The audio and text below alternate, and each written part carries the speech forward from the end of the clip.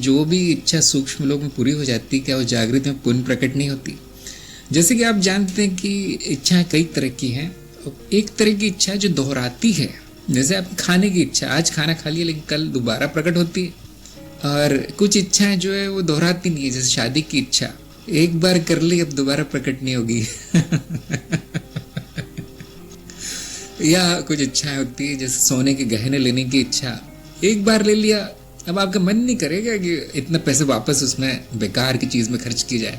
तो यदि आपकी इच्छा ऐसी है जो दोहराने वाली है, वो अगर सूक्ष्म लोक में पूरी होती है तो गारंटी है कि वो जागृति में दोबारा प्रकट होगी। मान लीजिए आपकी इच्छा है कि मैं महल में रहूं, अब सूक्ष्म लोक में आप 200 साल तक महल में रहकर आ सकते हैं, बहुत आसान है काम। और यहाँ पर आकर देखेंगे वो पूरी तरह धुल गई इच्छा, अब मन ही नहीं होता है वो सब करने का। महल की कोई इच्छा नहीं है, उसके चित्र नहीं देख रहे हैं आप महलों के, उन लोगों के पीछे नहीं भाग रहे हैं जो महलों में रहते हैं, खत्म हो गई। ये लाभ है सूक्ष्म अवस्था का, ऐसी इच्छा खत्म कर देता है। लेकिन मान लीजिए आपकी कोई इच्छा और है कि जैसे काम वासना है, वहां पे कई बार हो गया ये काम, यहाँ पे आप देखेंगे थोड़ी कम हो गई, लेकिन फिर भी आ जाती है, क्योंकि शरीर से संबंधित है। जहाँ शरीर है वहां उसकी वासना है।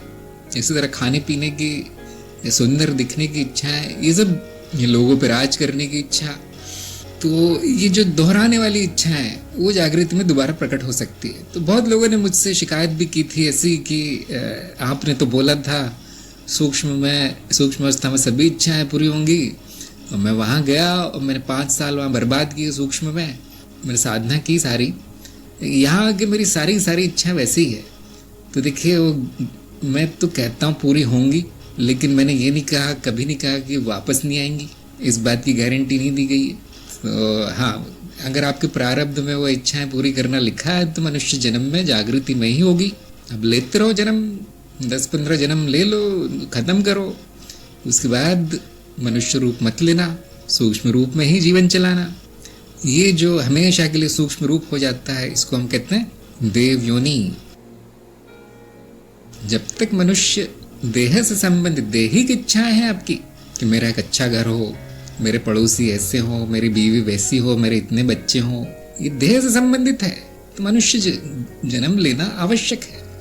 सूक्ष्म में उसका सूक्ष्म रूप जरूर आपको थोड़ी देर के लिए संतुष्ट कर देगा, यहाँ आएंगे तो वापस प्रकट हो जाएगा। तो बड़ा जटिल मामला है ये इच्छाओं का, पूरा का पूरा विज्ञान है। और मैंने 1-2 बातें बोल दी इसके बारे में।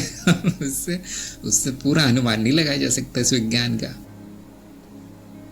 2-3 वाक्य बोल दो तो आपको पूरी किताब में क्या लिखा है 500 पेज की नहीं जान पाएंगे।